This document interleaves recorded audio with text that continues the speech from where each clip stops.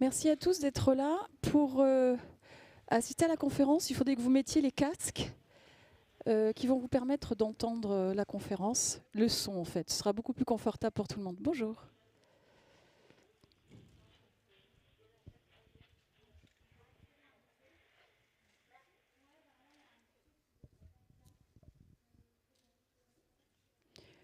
Bon, eh bien, merci beaucoup d'être nombreux ce samedi matin. Je me présente, je suis Hélène Genin, déléguée générale de l'Association pour le développement du bâtiment bas carbone.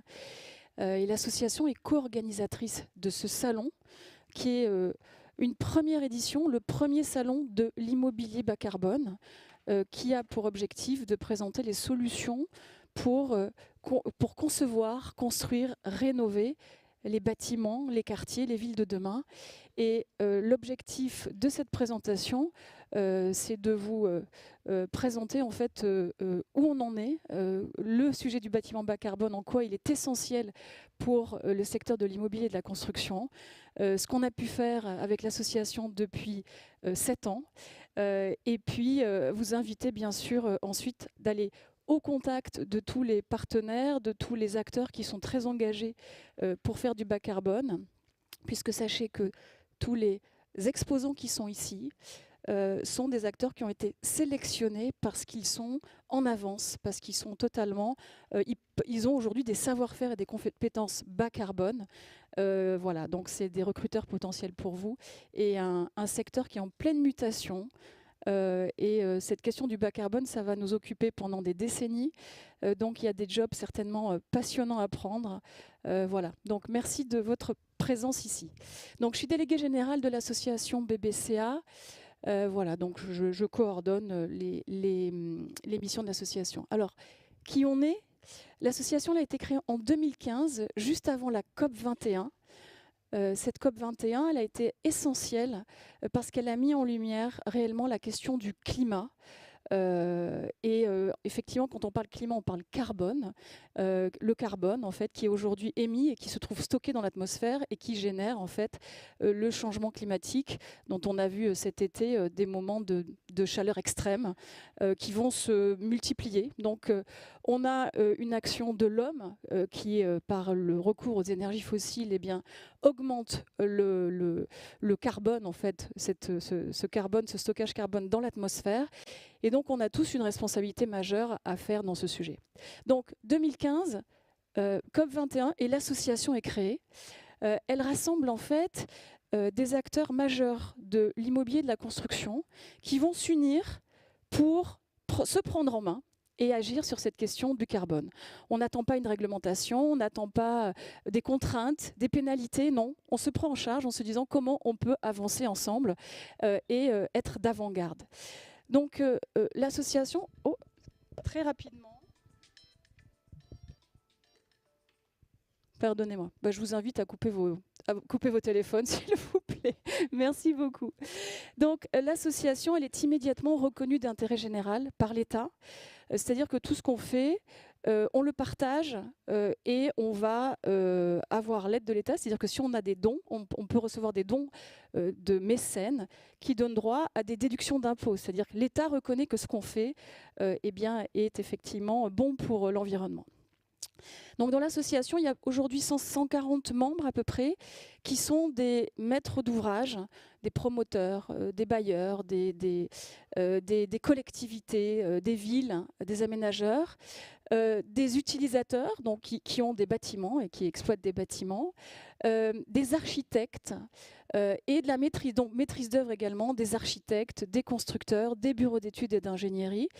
Donc tous finalement les concepteurs, les donneurs d'ordre autour de ce sujet de l'immobilier et de la construction. On a une représentativité très forte des promoteurs immobiliers, puisqu'on a les 2/3 du top 20 des promoteurs immobiliers qui sont avec l'association, dans l'association. Et on a chaque année des travaux, des groupes de travail. Cette année, on en a 4 qui réunissent des membres actifs, donc qui donnent de leur temps pour développer la connaissance et la partager et la mettre à la disposition du marché, du secteur. Et on a depuis le lancement le soutien de membres d'honneur très importants comme Jean Jouzel, que vous connaissez probablement si vous vous intéressez au sujet du climat, qui est ex-vice-président du GIEC et qui est climatologue, qui est intervenu ici, mais aussi le fondateur de Nature et Découverte, François Lemarchand, ou Éric Orsena, ou Jean-Michel Villemotte. Donc c'est vraiment une association pionnière, d'avant-garde, qui ouvre la voie sur la question du bas carbone depuis 2015 et qui agit fortement. On a également participé au comité, au groupe de travail qui a mis au point la nouvelle réglementation qui régit tous les bâtiments, c'est-à-dire depuis début 2022, il y a une nouvelle réglementation qui s'appelle la RE 2020, qui devait sortir en 2020 mais qui est sortie en 2022, et qui consacre le fait que tout ce qui est construit en bâtiment neuf doit mesurer son empreinte carbone, en fait. Donc auparavant, on était juste sur une réglementation thermique, où on cherchait à limiter les consommations énergétiques par kilowattheure par an. Désormais, il y a non seulement la contrainte énergétique, mais également le carbone. Donc c'est une vraie avancée, et donc on a contribué très activement à ce groupe de travail. Alors voilà tous les membres de l'association. On a également des mécènes.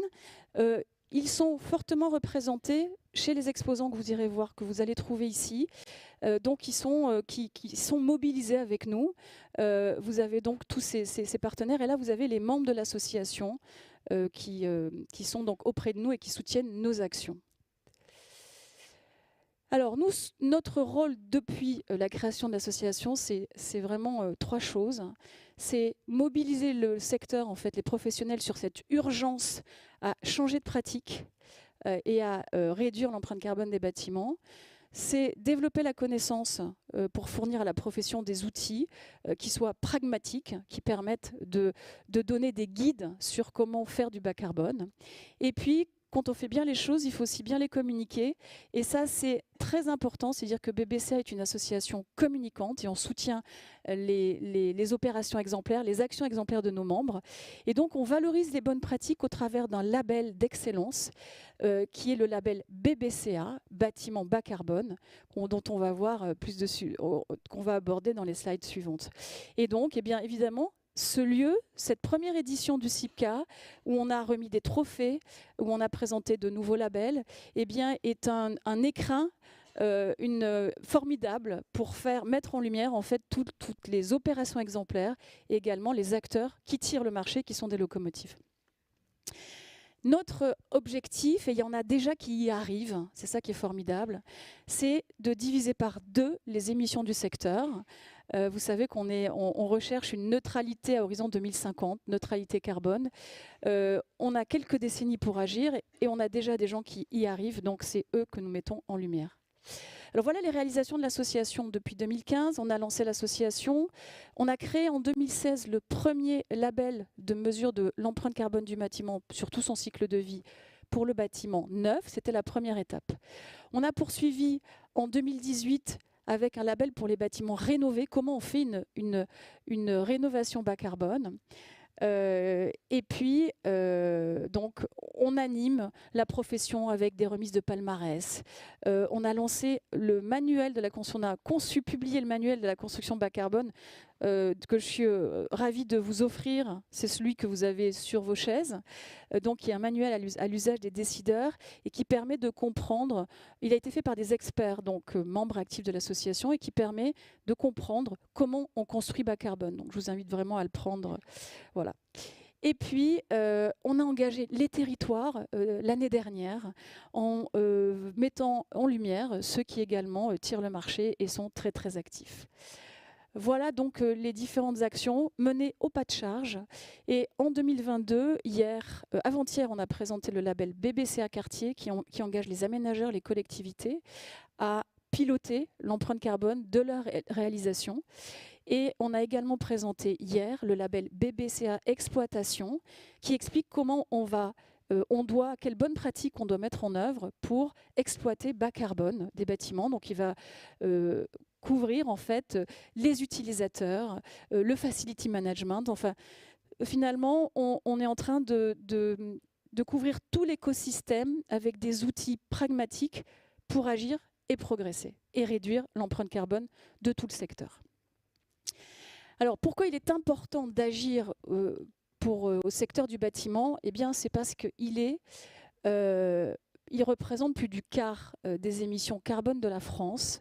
Vous avez 27% sur le logement. Si l'on rajoute les bureaux, le tertiaire, on est facilement à 40% des émissions carbone du secteur de la France, qui sont en fait de la responsabilité de notre secteur de l'immobilier et du bâtiment. Donc, on a une responsabilité majeure. Il faut en avoir conscience.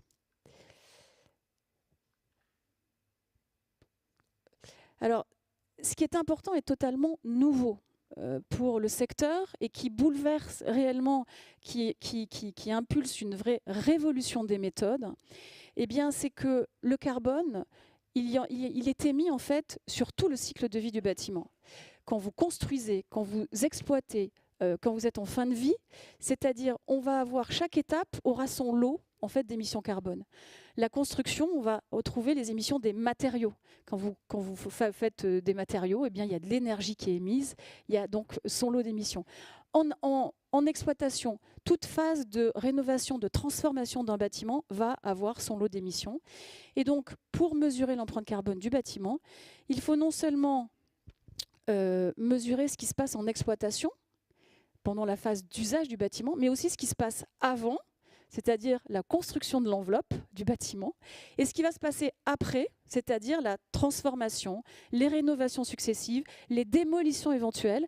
Et c'est ainsi qu'on va pouvoir avoir tout le périmètre des émissions carbone sous pilotage et qu'il faut vraiment considérer.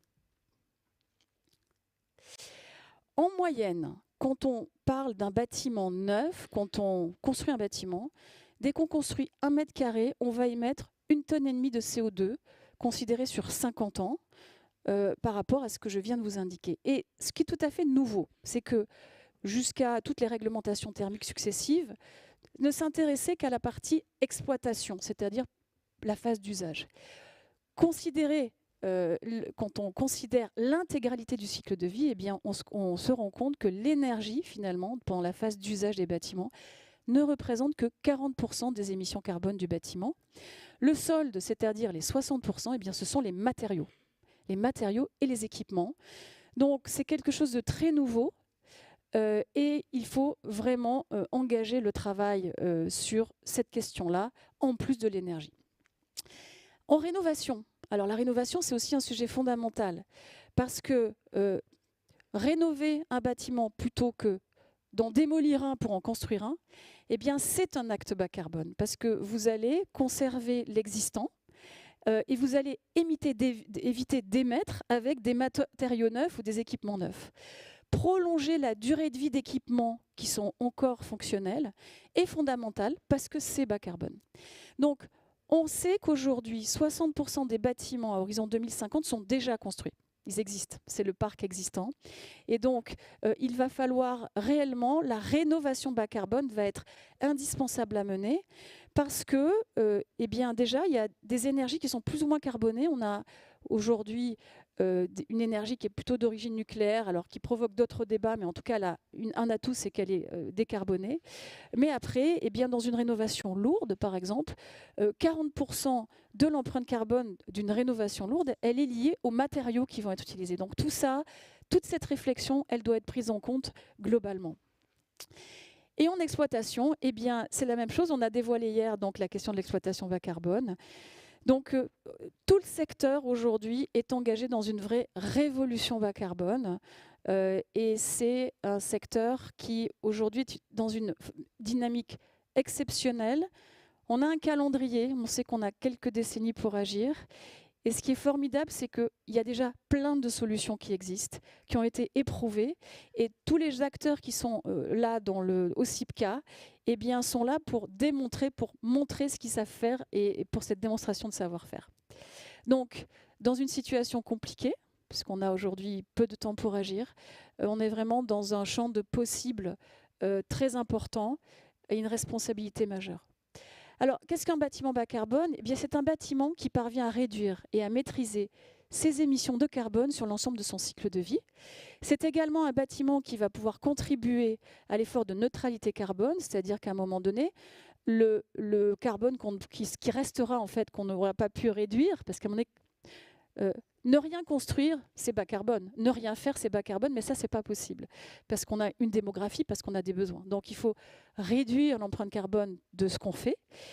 Et puis, sur les émissions carbone résiduelles, il faut trouver des moyens de compenser ces émissions. Donc, ça va être notamment d'intégrer du biosourcé qui est stockeur de carbone dans le bâtiment. Ça va être de planter des arbres, évidemment, mais tout ça, c'est une dynamique globale. Et le bâtiment peut être un puits de carbone pour une durée très longue. Pendant la croissance d'un arbre, le mécanisme de la photosynthèse fait que l'arbre capte du carbone et rejette de l'oxygène. Et donc, ce carbone qui va être stocké dans l'arbre, à un moment donné, on le translate dans un bâtiment qui peut avoir une durée de vie très longue, des centaines d'années. Et ça, c'est bas carbone. Et c'est vraiment extrêmement intéressant. On a mis au point en 2016 la première méthode de mesure de l'empreinte carbone du bâtiment sur tout son cycle de vie. C'est beaucoup de bon sens, c'est 4 leviers. Première chose, viser une construction raisonnée, c'est-à-dire qu'on va chercher à limiter l'empreinte carbone des matériaux et équipements qui seront donc dans le bâtiment. C'est faire une exploitation maîtrisée, donc limiter les émissions carbone pendant la phase d'usage. C'est intégrer autant que faire se peut et au maximum les biosourcés pour leurs propriétés bas carbone. Et puis on a défini également d'autres champs d'innovation qui sont des sujets encore un peu exploratoires, mais qu'on a souhaité valoriser. Ça va être le réemploi, ça va être la densité d'usage du bâtiment, comme on va le voir sur les slides d'après. Et tout ça, c'est sur un périmètre qui comprend le fait d'éventuellement de démolir un bâtiment avant d'en faire un neuf, parce qu'à un moment donné, c'est celui qui va démolir qui prend la responsabilité de réémettre du carbone. Quand vous démolissez quelque chose, il y a des émissions carbone associées à cette démolition. Alors, ce qui est extrêmement intéressant, on va faire un petit focus sur quelques champs effectivement d'action. Déjà, la construction. On a vu 60% des émissions en moyenne carbone. Les lots de construction qui pèsent sont distincts. Il faut se rendre compte qu'il y a une priorité d'action. Les lots de grosses œuvres sur la construction, c'est-à-dire les 3 premiers, superstructure, maçonnerie, fondation, infrastructure, façade et menuiserie extérieure, c'est plus de 50% des émissions carbone du bâtiment. Au dépôt de PC, il y a énormément de choses qui sont déjà déterminées sur l'empreinte carbone future du bâtiment. Donc c'est extrêmement important bien sûr d'avoir conscience de ces ordres de grandeur et de s'attaquer en priorité à ce qui pèse le plus par souci de pragmatisme et d'efficacité, mais bien sûr d'agir chacun sur les différents lots de construction et sur les bonnes pratiques qui peuvent être possibles sur chacun de ces lots de construction et donc des acteurs qui sont associés à ces différents lots de construction. J'en ai parlé tout à l'heure, le stockage carbone, c'est également un des leviers clés du bas carbone, du bâtiment bas carbone. Quand vous utilisez dans le bâtiment 1 mètre cube de bois, c'est en moyenne 1 tonne de CO2 stocké pendant toute la durée de vie du bâtiment. Vous vous rappelez tout à l'heure ce que je viens de dire, 1 mètre carré, c'est 1,5 tonne de CO2. Donc là, vous voyez, le rapport, c'est vraiment significatif. Et on se rend compte que quand on a des bâtiments qui utilisent vraiment, qui jouent la carte du bois et du biosourcé, vous remarquez ici que le salon, toutes les parois sont en bois, donc on a voulu faire un salon bas carbone. Et donc ce biosourcé est vraiment important, ça fait partie, il n'y a pas que le biosourcé bien sûr, vous avez le géosourcé, vous avez aussi d'autres types de bâtiments, de matériaux comme le béton bas carbone. Tous les matériaux font leur évolution bas carbone et c'est important. Donc ceux qui maximisent l'usage de bois, dans la structure notamment, peuvent aller jusqu'à 170 à 200 kg d'équivalent CO2 stocké par mètre carré de surface de plancher. Le mètre carré de surface de plancher est une mesure de référence qu'on utilise. On peut également utiliser la surface utile ou la surface habitable, selon qu'on soit en tertiaire ou en résidentiel. Et donc là où on voit la stratégie nationale bas carbone, donc définit un objectif en fait à 2050, et on voit ici que les produits en bois, donc c'est en vert, eh bien, sont en négatif, c'est-à-dire que ça fait partie des leviers qui vont aider à compenser les émissions résiduelles qu'on ne pourra pas supprimer. Et donc, elle passe de très peu, en fait, en 2015, à une part significative, quasiment 40% du schéma en 2050. Donc voilà visuellement comment le produit bois, notamment dans la construction, va agir, va s'intégrer en fait à cette stratégie globale de la France. Et ce qui est intéressant, c'est que dans le biosourcé notamment, c'est très différent si vous faites du biosourcé, vous utilisez par exemple des allumettes. Les allumettes, ok, c'est du bois, mais en fait c'est quelque chose de très périssable et c'est quelque chose qui ne dure pas longtemps. Alors que le bâtiment est là pour longtemps et donc le stockage va durer longtemps et va être un stockage de longue durée. C'est ça qui est très intéressant. Alors voilà les bonnes pratiques bas carbone que vous retrouverez notamment dans le manuel, qui vont être au niveau de la construction. Déjà, concevoir un bâtiment bas carbone, c'est une manière d'approcher le sujet très importante. C'est-à-dire qu'on va déjà chercher la sobriété, mettre moins de matière, mais plus d'intelligence sur la manière de fabriquer le bâtiment. Le recours à des matériaux bas carbone, je viens d'en parler, les biosourcés, les bétons bas carbone, toutes les métaux recyclés aussi seront fondamentales. Aller chercher une mixité des matériaux, c'est-à-dire que les matériaux ont des propriétés spécifiques, il faut mettre le bon matériau au bon endroit et dans la bonne quantité. Moins de déchets, évidemment, parce que moins de déchets, c'est éviter le gaspillage, et c'est fondamental. Être dans des démarches de haute qualité environnementale, maximiser la réhabilitation. On jette plus, voilà, on jette plus, on essaie de se dire comment on transforme, comment on recycle. Et comme je disais tout à l'heure aussi, la question de la conservation de l'existant est fondamentale et faire en sorte qu'il est préférable de transformer plutôt que à un moment donné, de démolir. On n'interdit pas la démolition, on n'est pas des staccanovistes des sujets, on est vraiment sur une logique de bon sens. Et c'est les professionnels qui seront rassemblés et qui font la ville de demain, eh bien, vont arbitrer, évidemment, et on leur donne ces outils.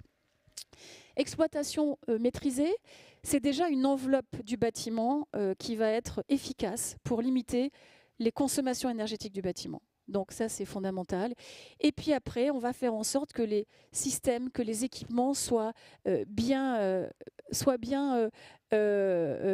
efficaces. Je peux vous citer par exemple un exemple d'un partenaire bureau d'études qui me disait, voilà, moi j'ai fait une étude dans un établissement scolaire et puis on s'est rendu compte que les consommations énergétiques étaient plus importantes en période de vacances que pendant les périodes en fait d'activité où on recevait les étudiants. Alors, et je dis, ah oui, surprise quand même, c'est étonnant. Et il me dit, ben voilà, en fait, il se trouve que quand les étudiants, les élèves sont là, eh bien, ils chauffent l'environnement. Comme il y a un thermostat, eh bien, ils contribuent à générer de l'énergie, et donc la consommation est assez limitée. Et puis quand ils sont plus là, comme le thermostat n'a pas été changé, eh bien, c'est les équipements en fait qui compensent ce qui se passe. Donc, on voit bien que c'est le genre de sujet où il faut juste y penser, se dire, bah oui, effectivement, en période de vacances, il faut changer le thermostat parce qu'il n'y a pas besoin. Donc ça, c'est des réflexes vraiment très, très importants qui sont embarqués. Produire localement, éviter donc de gaspiller, ça fait partie des choses fondamentales de ce volet exploitation.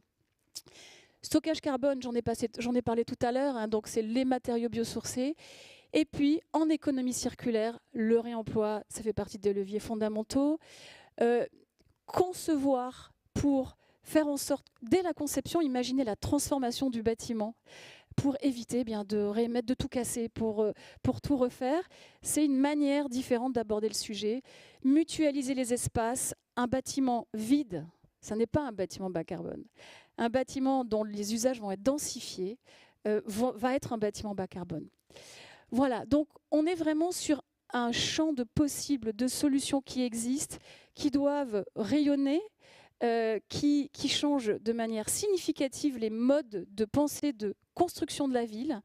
Et donc on compte sur vous pour en développer d'autres et puis accélérer, parce que c'est ça notre sujet, plus vite on ira et mieux on se portera tous. Alors, ce qui est important, quels que soient les types de métiers que vous allez choisir, tous les acteurs de la chaîne de l'immobilier de la construction sont impactés par le bas carbone. Donc, les collectivités, les aménageurs, parce qu'ils vont prescrire en fait le bas carbone. Aujourd'hui, chez BBCA, on a des aménageurs d'Île-de-France qui, dans leur prescription, mettent le label BBCA, qui est celui qu'on opère, pour donner un cap en fait à leurs partenaires en disant nous on veut que ces bâtiments-là soient exemplaires en bas carbone et merci à ceux qui sont derrière, qui sont ceux qui vont produire, de l'intégrer et de faire en sorte que ce soit bas carbone. Donc au niveau de la programmation, on aura effectivement des gens qui vont également s'intégrer dans cette dynamique-là. Le maître d'ouvrage qui prend en charge la responsabilité de la construction des bâtiments va effectivement devoir former des équipes qui vont viser le bas carbone. Et puis, les maîtres d'œuvre, les architectes, les constructeurs vont aussi devoir intégrer ces nouvelles composantes pour répondre aux besoins amont qui leur ont été donnés. Les entreprises qui vont réaliser les chantiers vont être aussi à la manœuvre sur le chantier par rapport aux produits qui vont être choisis pour répondre aux consultations, pour aller chercher du bas carbone et évidemment faire un chantier bas carbone. Et les fabricants, les industriels qui produisent des matériaux, qui produisent des équipements, sont également en première ligne pour mener leur évolution bas carbone. Vous voyez qu'il y a toute une chaîne en fait, qui doit intégrer cette nouvelle dimension. On ne peut plus fonctionner dans le secteur en silo. Tous ces gens-là travaillent ensemble et dès l'origine en fait, du projet, on va mesurer l'empreinte carbone des choix que l'on va faire. Donc le carbone, le bas carbone, ce qui est extrêmement intéressant, c'est que ça se mesure, ça se quantifie.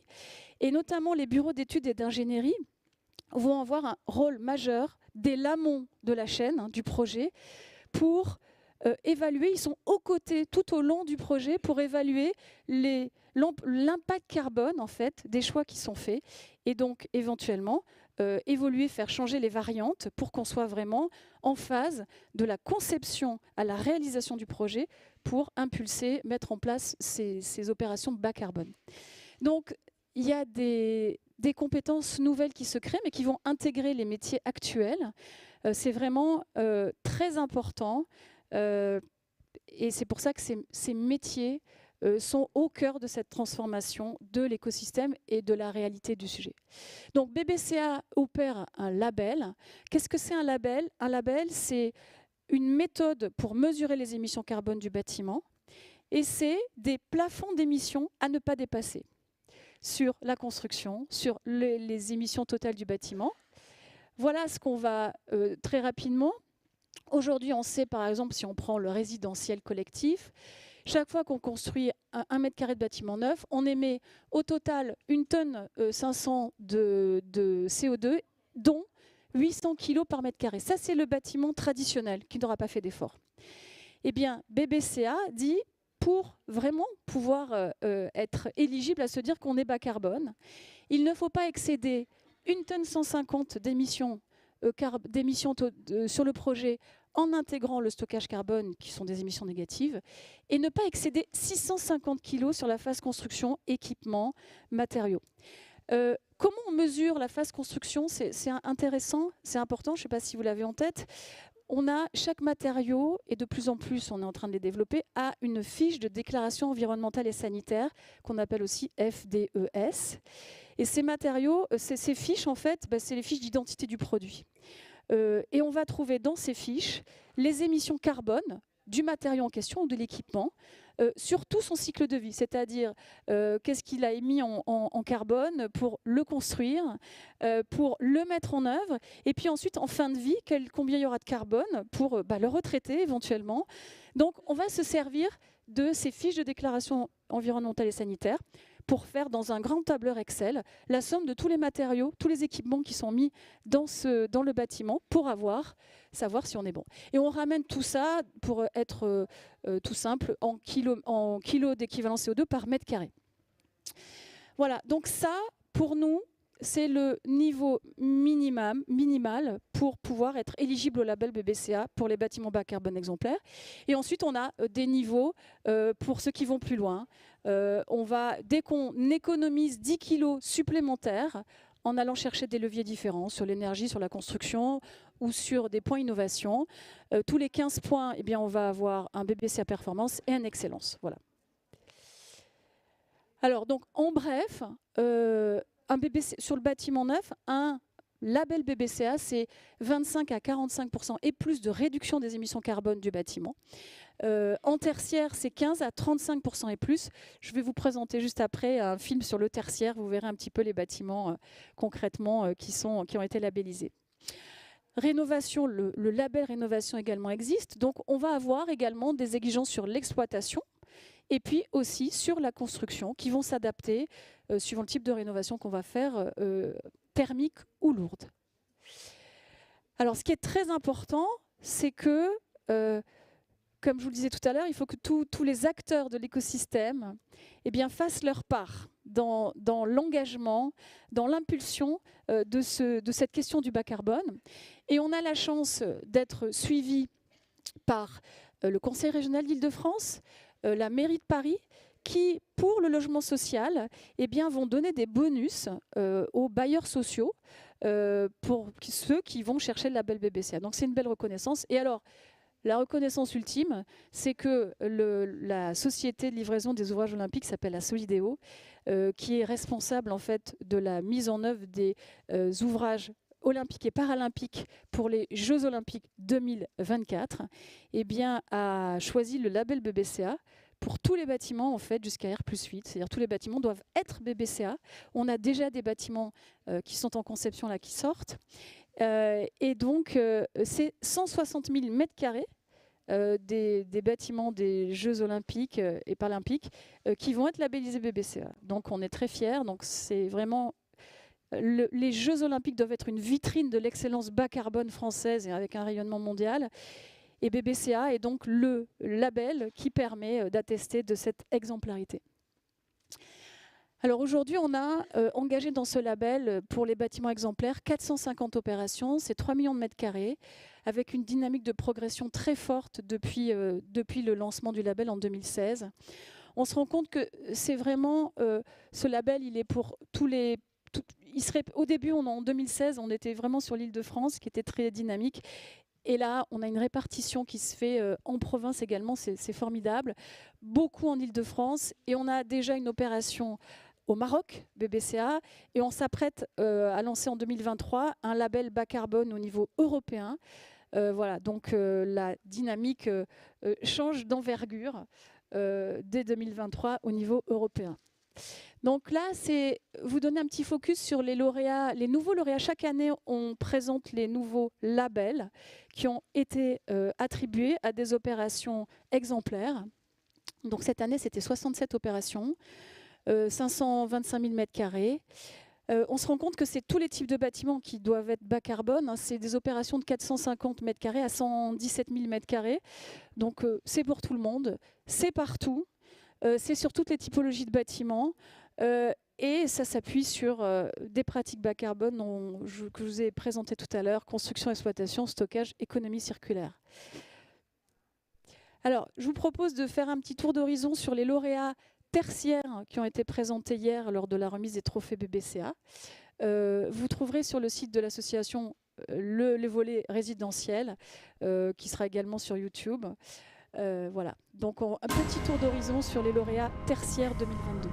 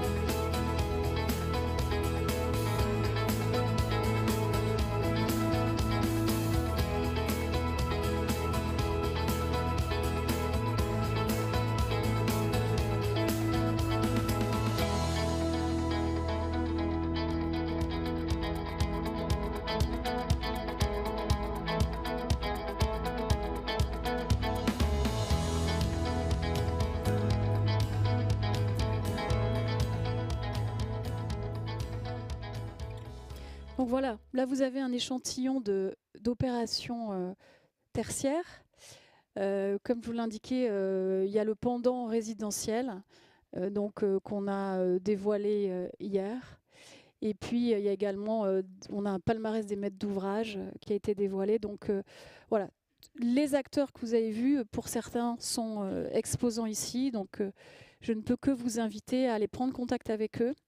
Comme je vous l'indique, je ne sais pas si je vous l'ai dit d'ailleurs, mais il y a eu une candidature en fait de tous ces exposants pour s'assurer qu'ils avaient les savoir-faire bas carbone.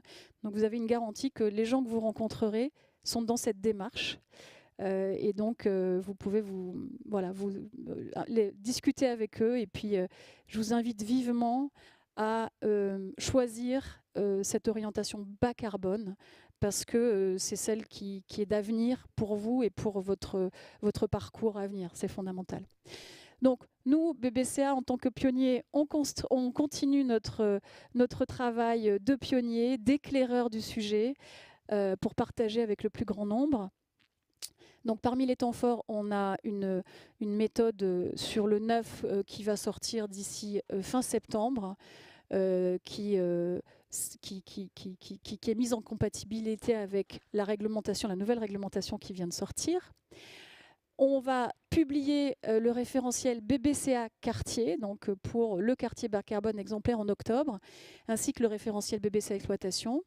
Et puis, les projets 2023 qui seront dévoilés en 2023, c'est donc un label bas carbone européen qui s'appelle la Low Carbon Building Initiative et qui va permettre à tous les acteurs qui ont un portefeuille européen, comme les foncières, les investisseurs, les promoteurs, eh bien d'avoir un outil, une méthode unique de mesure avec des niveaux d'exigence qui vont s'adapter aux différents pays et aux différentes réglementations locales de chaque pays.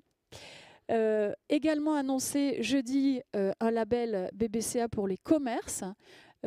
C'est quoi un commerce bas carbone?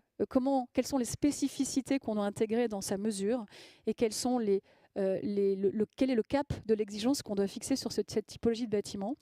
Donc ça, c'est également le projet 2023. Et puis évidemment, on se retrouvera tous l'année prochaine, à peu près à la même période, pour le CIPCA 2023, où on dévoilera ces sujets-là.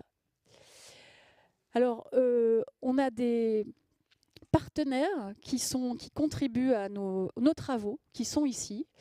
Donc, c'est ceux qui mouillent la chemise, en fait, pour nous aider à identifier les bonnes pratiques, pour partager leurs compétences, leurs connaissances et structurer nos référentiels, identifier les bonnes pratiques, simuler les différents bâtiments pour comprendre quelles sont les émissions, où sont les leviers de progression. Donc vous les avez là, donc on en a un certain nombre, dont plusieurs sont exposants. On a des grands mécènes, donc c'est des gens qui donnent un peu d'argent et qui nous permettent, l'association est très légère, mais on s'appuie sur des acteurs très nombreux qui nous aident et qui nous accompagnent dans nos travaux. Les voici. Et puis au niveau européen, voilà les sociétés qui aujourd'hui nous aident à mettre au point le label bas carbone pan-européen. Voilà, écoutez, moi j'en ai fini de ma présentation et on a un petit peu de temps, donc si vous avez des questions, je serais ravie d'y répondre. Voilà. Alors je ne sais pas si on a un micro. Ah oui, il y a un micro là. Oui, merci beaucoup. Est-ce que vous souhaitez ça pour écouter? Ah, il faut... Merci.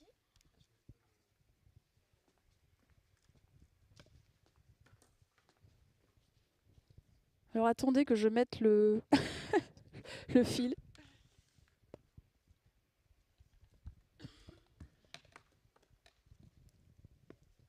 Alors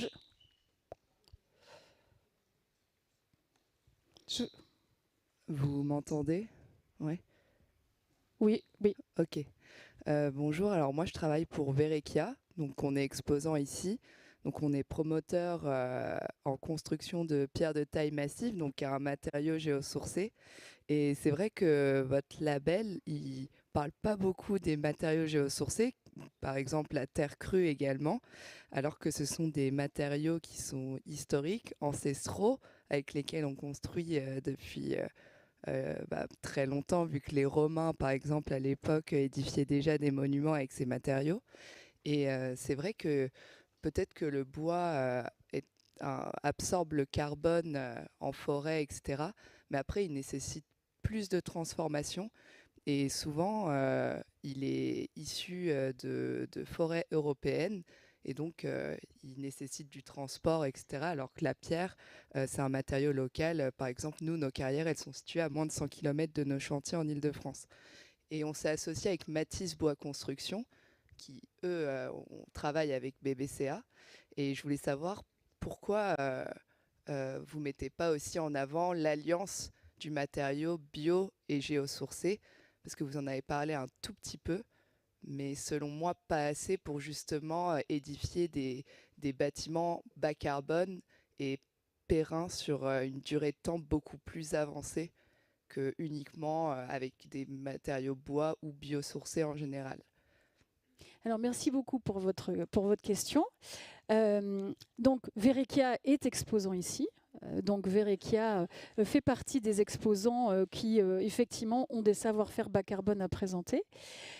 Aujourd'hui, BBCA ne fait pas de prescription de matériaux. Nous, on prend tous les matériaux qui viennent et par nos méthodes, on va valoriser leurs propriétés. Donc, on est évidemment, le géosourcé fait partie des matériaux qui vont avoir un impact carbone réduit par rapport à d'autres matériaux plus traditionnels. Les matériaux, le sujet, c'est que chaque matériau doit faire sa révolution et on n'a pas de parti pris. Les fiches de déclaration environnementale et sanitaire qui indiquent les émissions carbone de chaque matériau vont être de manière tout à fait neutre, intégrées au bilan carbone de l'opération. Donc le géosourcé dans le label BBCA a toutes ses capacités et ses propriétés sont reconnues. Ne vous inquiétez pas en tout cas. Et ce qui est important, c'est que il est préférable que tous les matériaux fassent leur job. On n'est pas en opposition d'un matériau par rapport aux autres.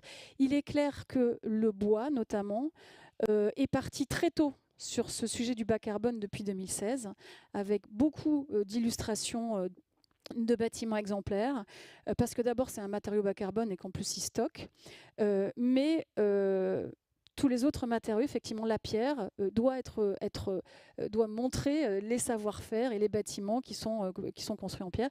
Le béton également, qui est très émissif. Le siècle dernier a remplacé les principes traditionnels de construction par un béton qui a été roi et qui s'est mis partout. Parce qu'il avait des propriétés exceptionnelles pour faire des bâtiments de rapidité. Aujourd'hui, le béton doit faire sa révolution bas carbone. On a quelques acteurs dans cette filière, notamment Hoffman Green Cement, qui est exposant et qui a établi un procédé nouveau pour réduire les émissions carbone du béton. Donc, tous les matériaux, tous les équipements doivent faire cette révolution. Il n'y a pas d'opposition, au contraire, tout le monde doit avancer ensemble. Et BBCA n'est pas là pour prescrire une solution ou une autre. On n'a pas de recette. On a juste un outil neutre, une méthode qui s'appuie sur des données de matériaux avec des plafonds d'émissions. Voilà. Donc on reste tout à fait... Verrekia, vos procédés sont dans le match et on ne peut que vous encourager à mettre en lumière justement ces nouveaux bâtiments. J'espère que l'année prochaine, on aura des bâtiments de chez Verrekia qui seront labellisés BBCA. Pour l'instant, il n'y en a pas, mais j'espère que ce sera l'avenir pour la prochaine édition 2023. Est-ce qu'il y a d'autres questions ?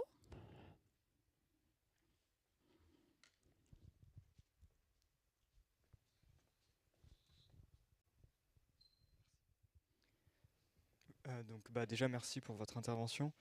J'aurais voulu savoir si le label aujourd'hui prend en compte uniquement les matériaux ou s'intéresse à prendre en compte au final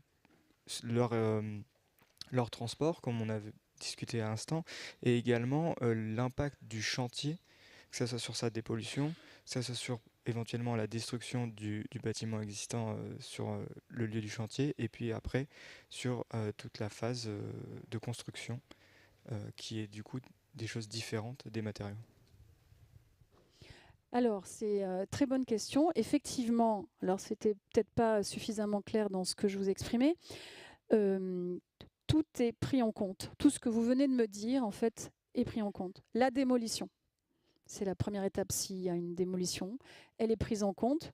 Quand on démolit des matériaux, eh bien, ça génère des émissions carbone de fin de vie. Et donc, c'est notamment une distinction que nous avons par rapport à la réglementation qui vient de sortir. On se permet d'être en avance et on considère qu'on ne peut pas, la réglementation n'intègre pas la démolition préalable. BBCA le fait. Donc les émissions de la fin de vie du bâtiment vont être prises s'il y a une démolition. Ensuite, vous allez avoir toute la partie construction matériaux. Ça, c'est à peu près 60% des émissions carbone du bâtiment. Si vous êtes sur du tertiaire, par exemple les bureaux, ça va jusqu'à 80%. Donc, c'est les fiches de déclaration environnementale et sanitaire qui vont nous permettre, eh bien, effectivement, d'avoir toutes les émissions carbone des matériaux qui vont être intégrés. Ensuite, il y a la mise en œuvre sur le chantier. C'est assez faible, c'est à peu près 2 à 3%, les émissions carbone du chantier, mais ceux qui sont à la manœuvre doivent faire leur part. Donc, c'est intégré aussi dans les émissions carbone du bâtiment. Et puis après, vous allez avoir la phase d'usage qui va être aussi considérée, c'est-à-dire les émissions carbone pour... alors, elles vont être théoriques pour un bâtiment neuf, parce qu'on le fait en amont. Mais en revanche, sur l'exploitation, par exemple, le label BBC Exploitation, là, on va vraiment considérer les émissions réelles de l'exploitation. Voilà, donc vous parliez également des sols, de la dépollution, de ce genre de choses. Si vous avez une opération qui s'installe à un endroit et qu'il y a une injonction administrative à dépolluer un sol et donc à démolir, évidemment, il va y avoir une dérogation dans la méthode parce que si vous ne pouvez pas construire parce que le sol est pollué, ben, évidemment, vous ne serez pas pénalisé de la déconstruction.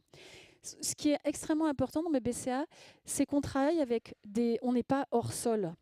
On est en lien avec ceux qui bâtissent, ceux qui conçoivent, ceux qui réalisent, tous ces gens qui sont là. Et donc, c'est eux qui nous remontent des retours d'expérience. Et on remet à jour, on révise notre méthode en moyenne chaque année pour intégrer déjà les nouvelles bonnes pratiques qu'on pourrait identifier et puis les sujets qu'on n'aurait pas encore vus. Et tout l'enjeu, c'est vraiment pour nous d'encourager les bonnes pratiques, donc d'avoir la bonne connaissance de quelles sont les meilleures pratiques aujourd'hui qui existent et qui peuvent être mises en œuvre. Et puis après de dire, ben voilà, il y a celui qui va faire tout bien, puis il y a celui qui va faire peut-être 60% bien, mais il a fait quand même des choses. Et ça, c'est la question de BBCA, des 3 niveaux de label. Voilà. Et donc, c'est vraiment important d'avoir ça en tête. Pourquoi aujourd'hui, le label est devenu une référence vraiment du secteur de l'immobilier et de la construction, c'est parce qu'il est agile. On est au contact de ceux qui construisent. On est également en échange avec les grands penseurs en fait, du sujet, des gens comme le Centre scientifique et technique du bâtiment et membre de la commission technique BBCA. Il est quotient scientifique de ce qu'on fait. Donc, on a une alliance entre la recherche, le développement et l'expertise, en fait, les savoir-faire opérationnels. Et ça, c'est très précieux pour être à jour, pour anticiper, pour être vraiment pionnier, locomotive de la performance carbone du bâtiment et de l'accélération de la transition.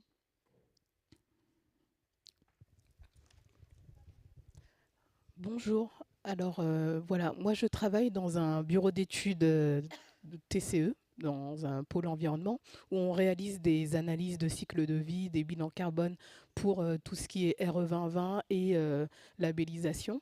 Et du coup, je voulais savoir si vous aviez un retour sur les temps d'études. C'est-à-dire qu'aujourd'hui, le calcul carbone est une nouvelle approche, un nouveau concept qui est pas intégré totalement, que ce soit pour les bureaux d'études ou pour les bureaux d'architectes ou alors pour les promoteurs immobiliers, etc. Et c'est quelque chose qui prend, moi je parle de mon retour d'expérience, mais c'est quelque chose qui prend énormément de temps. Et je voulais savoir si aujourd'hui on a conscience de ce temps qui est pris pour réaliser ces bilans carbone, ces ACV, etc. Voilà. Alors, sur il y a plusieurs choses. Il y a la conception bas carbone du bâtiment. Donc, comme je disais tout à l'heure, c'est vrai que votre rôle d'ingénierie, il remonte en fait en amont dès la conception du bâtiment aux côtés de l'architecte. Et donc, il va y avoir un suivi permanent, effectivement, les mises à jour au gré des variantes et des choix qui vont être faits du bilan carbone. Donc, au moment du dépôt de PC, vous allez avoir des choses assez grossières en fait sur les systèmes constructifs. Et puis, à mesure que l'opération se clarifie en termes de type de matériaux, de conception, eh bien, les bureaux d'études et d'ingénierie vont être en permanence à réviser les hypothèses pour aller jusqu'à la réalisation. Donc ça, je ne peux pas vous dire, moi, par rapport à mon rôle dans l'association, le temps qui est passé, mais ça, c'est tout l'aspect conception.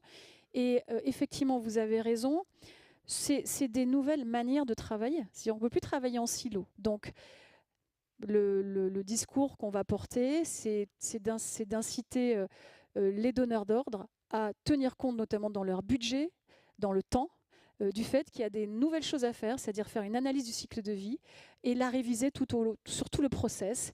Et ça, c'est du temps homme, c'est de la matière grise qui va devoir être positionnée dans le calendrier et puis évidemment payée.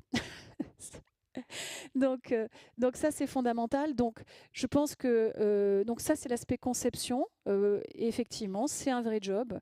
L'ACV, c'est des nouvelles formations auxquelles les acteurs doivent se mettre. Il y a des formations qui sont faites sur l'ACV, l'analyse du cycle de vie, qui est le socle de la mesure du bilan carbone. Après, pour le label, il faut faire un dossier de demande de label qui va être remis au certificateur. On en a 4 aujourd'hui qui nous accompagnent: Cercal, Certivea, Promotelec Services et Prestataires, qui sont aussi certains exposants. Et donc là, l'évaluation, c'est que pour faire le dossier de demande de label, c'est à peu près 5 jours. Parce qu'il va falloir récupérer les plans, les ACV, toutes ces choses-là. Bon, à peu près. Donc voilà à peu près où on en est. Bonjour. Bonjour. Moi, j'ai une question. C'est lors de la construction de bâtiments neufs, est-ce que le label prend en compte la possible destruction d'écosystèmes, que ce soit lorsque des bâtiments sont construits sur des terrains agricoles ou qu'on a besoin de détruire des forêts pour faire ces nouveaux bâtiments? Est-ce que ça rentre en compte dans l'évaluation carbone ou non? Alors ça, c'est une super question aussi. Ça va être le cas dans la mise à jour du référentiel qu'on va faire la fin octobre sur le bâtiment, fin septembre sur le bâtiment neuf. On va tenir compte des sols sur lesquels le bâtiment est. On va valoriser les opérations qui rendent du sol en pleine terre par un bonus. Et on va intégrer dans le bilan carbone de l'opération ce qui artificialise le sol comme une pénalité. Donc on a évalué, aujourd'hui il y a des outils notamment développés par l'ADEME qui permettent de savoir le sol, combien il contient de carbone.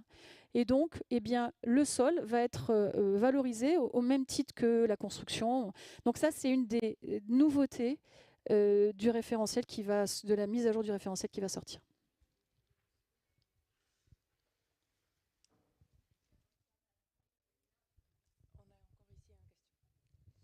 Bonjour, alors moi je suis étudiante en école d'architecture et donc vous parlez de la révolution que doit faire chaque matériau donc, pour aller vers le bas carbone et je me demandais si vous envisageriez pour la suite de vos projets de faire ou de créer ou de vous associer à des associations qui font des concours pour les étudiants pour valoriser justement les projets étudiants, les innovations, parce que c'est vrai que l'enseignement en école doit aussi faire sa révolution et ça pousserait peut-être certaines écoles à envisager d'intégrer le bas carbone dans leur pédagogie. Merci. Alors merci, alors encore ça c'est fondamental, hein. Merci pour cette question qui est extrêmement importante. On a des partenaires, des partenaires, je citerai par exemple BNP qui je crois est très proche avec un concours auprès des étudiants. Donc nos partenaires qui sont des opérations, des acteurs qui construisent, enfin, font ce genre de choses. Aujourd'hui, c'est vrai qu'on sait, à BBC, on est une petite équipe quand même, on s'appuie sur des acteurs très, très puissants, mais c'est une excellente idée. On espère justement par cette journée recrutement peut-être avoir plus de contact avec les écoles pour envisager peut-être même des interventions, parce que les programmes dans les écoles doivent intégrer cette dimension bas carbone. C'est trop peu aujourd'hui. Tous nos partenaires, bureaux d'études ou programmateurs ou constructeurs le disent. Ce sujet doit intégrer, les écoles doivent faire aussi leur évolution. Donc nous, on est tout à fait partants avec BBCA pour accueillir les demandes des écoles et on verra ensuite comment on peut y répondre. Soit peut-être... Alors, on a en préparation un MOOC sur le bâtiment bas carbone qui est en cours. Je pense qu'il devrait être lancé en 2023. C'est une première étape, grand public. Après, on peut envisager des interventions. Voilà, c'est tout ce mouvement. Et puis aussi, les demandes que vous allez pouvoir faire à vos administrations, hein, enfin, ou peut-être les faire réagir. Je suis allée au salon du bâtiment bas carbone, il y a des choses formidables. Voilà, on a besoin que tout le monde fasse aussi donne l'impulsion. Donc, c'est une bonne idée. Je veux bien vos coordonnées, si vous voulez, en tout cas, pour avancer sur ça.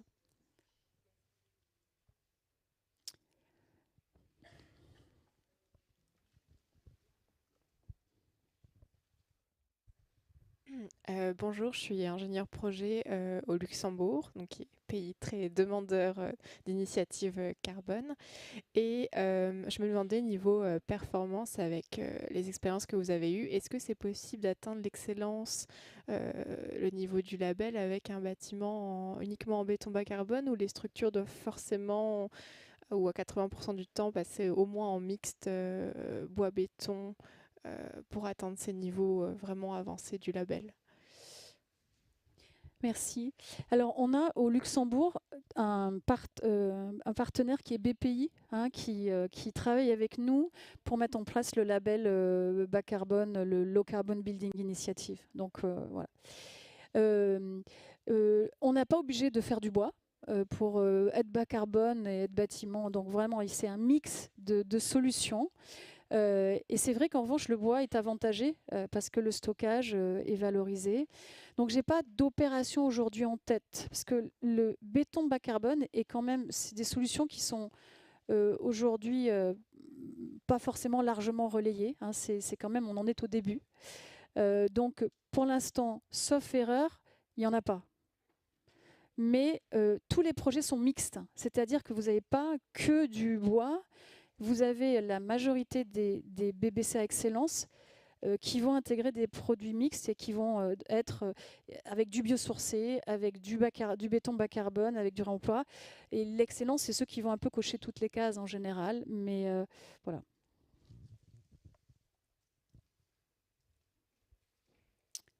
Une dernière, ou alors si tout est clair, on va peut-être... terminé, puis vous allez avoir l'occasion d'aller à la rencontre de ceux qui recrutent et qui sont là. Bah, écoutez, merci infiniment pour votre présence, parce que vous êtes vraiment nombreux. Ça fait plaisir. C'est un peu une nouvelle, hein, c'est un peu une nouveauté pour nous d'être au contact des étudiants. On ne l'a jamais fait pour l'instant, c'était plutôt avec les professionnels. Je pense que vous êtes vraiment au bon endroit pour rencontrer les acteurs qui vont faire la ville de demain. Donc, bon contact, bon rendez-vous. Et puis à très bientôt dans les différentes structures dans lesquelles vous allez vous retrouver, vous allez être embauchés. Et puis, l'année prochaine, on aura le CIPCA 2023. Donc, j'espère qu'on va vous retrouver avec plein d'idées. Voilà, on compte sur vous. Merci.